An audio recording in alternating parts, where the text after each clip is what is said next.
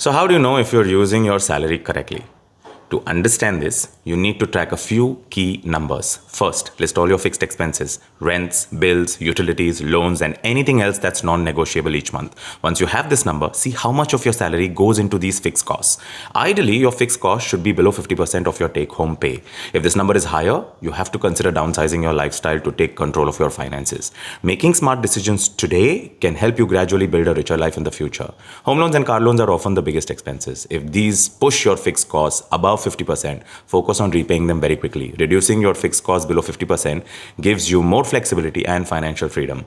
And after managing your fixed costs, allocate the remaining 50% of your salary towards investments, savings, and occasional guilt-free spending.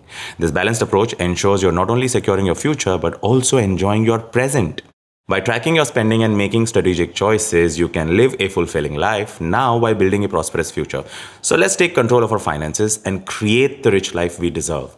And if you find value in this video, do like, share, and be sure to follow so you can stay in touch with my weekly Friday finance videos.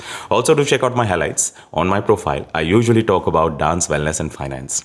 It's time for Saturday Salsa tomorrow. Peace.